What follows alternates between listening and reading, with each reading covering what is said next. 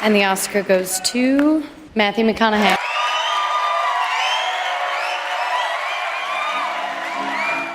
Dissect your successes in the reciprocity of gratitude. We so often focus on failure, don't we? We study failure, obsessed with failure. We dissect failure and our failures. We dissect them so much we end up intoxicated with them to the point of disillusion. You see, happiness is an emotional response to an outcome. If I win, I will be happy. If I don't, I won't. It's an if-then, cause and effect, quid pro quo standard that we cannot sustain because we immediately raise it every time we attain it. You see, happiness demands a certain outcome. It is result reliant. And I say if happiness is what you're after, then you're going to be let down frequently and you're going to be unhappy much of your time. Joy, though, joy is a different thing. It's something else. Joy is not a choice. It's not a response to some result. It's a constant. Joy is the feeling that we have from doing what we are fashioned to do. Life is not easy. It is not. Don't try to make it that way. Life's not fair. It never was. It isn't now, and it won't ever be. Do not fall into the trap, the entitlement trap, of feeling like you're a victim. You are not. Get over it and get on with it. And yes, most things are more rewarding when you break a sweat to get them. So be brave, have courage, and when you do, you get stronger, you get more aware, you get more respectful of yourself and that which you fear. My hero, that's who I chase. Now, when I was 15 years old, I had a very important person in my life come to me and say, who's your hero? And I said, I don't know, I got to think about that. Give me a couple of weeks. I come back 2 weeks later, this person comes up and says, who's your hero? I said, I thought about it. You know who it is? I said, it's me in 10 years. So I turned 25, 10 years later. That same person comes to me and goes, so are you a hero? And I was like, not even close.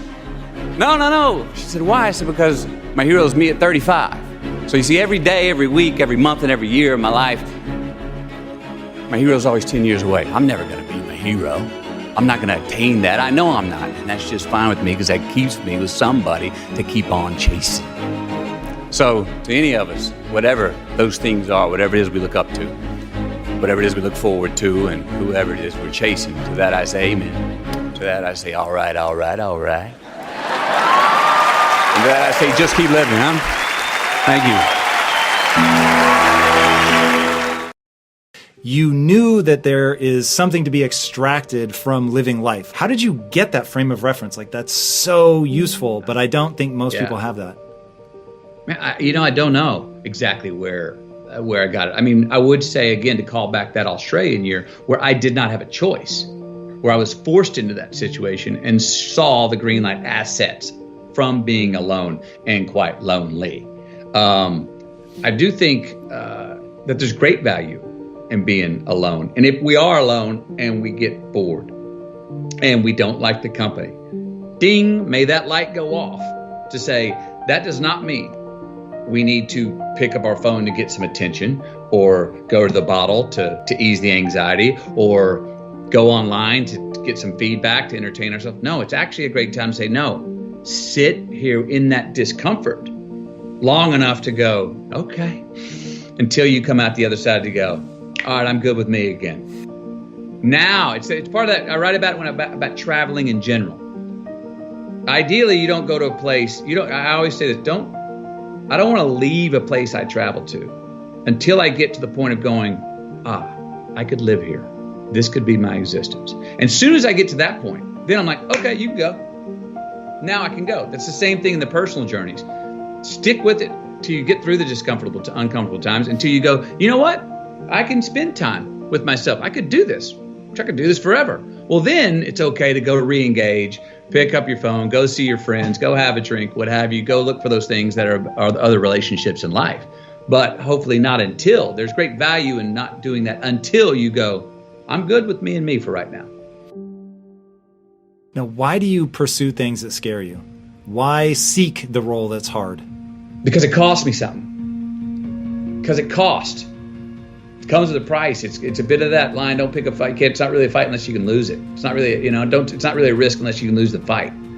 I feel more alive in them. I have an experience in the making of them. I'm nervous every day I come to work. I feel like when I nail a day and I knock it and I know I did, I feel like, yes, I have a measure at the end of the day of like, you set out to do something, you prepared for it, you had intention, and you did it. And maybe even found some magic in the day. That I sleep good knowing that I accomplished that day in building the architecture of a character's arc through a story. And then if I could put the whole thing together and it comes out, the whole performance turns out to be a beautiful song, an original song of that character, then I'm like, yes. And I know that I was highly responsible for that. I was not solely responsible, but the most responsible for that. And that gives me pleasure. That gives me gratification. That makes me feel, gives me significance. That gives me confidence.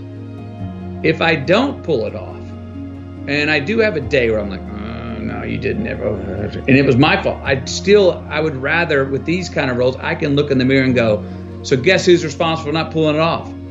You, McConaughey. In the same way, when I go, guess who's responsible for pulling it off? I like knowing who, you. And it was also, again, work that challenged the vitality of my life. Dramatic roles allow you, the actor, to have as high of a ceiling or as low of a basement, from love to hate, from happiness to pain, as that particular actor wants to bring to it. That's what's inherently beautiful about dramas. Okay, you're the part, you're playing the role. Are you going to emulate that person through yourself? That is a vital thing. That I feel, that makes me sweat. That makes me sleep better at the end of the day. That gives me a sense of accomplishment. I'm like, yes, I did what I intended to do. I prepared for it, was ready. Oh, the day didn't go how I thought it was going to go. But I called audibles along the way and rolled and still told the truth on my man, the character. That gratification feels good. Unbelievable is the stupidest word in the dictionary. Should never come out of our mouths. Think about it. To say, oh, wow, what an unbelievable play. It was an unbelievable book, an unbelievable film, an unbelievable act of courage. Really? It may be spectacular, it may be phenomenal, most excellent or outstanding, but unbelievable? Give others and yourself more credit. It just happened. You witnessed it. You just did it. Believe it. Give your obstacles credit. That there's a responsibility to freedom, and that there is freedom in responsibility.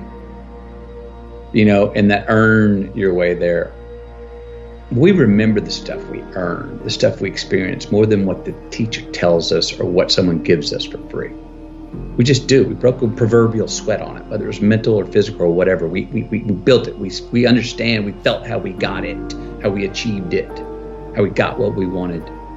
Those stick with us. Whether we forget them intellectually, they were written in our lineage, and they build resilience, and they build a healthy, true optimism going forward to know that, oh no, I've worked for something before and achieved it. Delayed gratification. Oh, there are choices I can make today for myself that will pay me back later in life. So there are choices we make. If you're going to say right now, I'm going to lie, cheat, and steal to get what I want, and I got it. I got an immediate green light for me. That's a battery-powered green light. That's not a solar-powered green light. Why? Because now, everywhere I go, I got to look over my shoulder to see if someone's there that I lied, cheated, and stole from. And when I'm doing that, I'm stealing whose time? My time.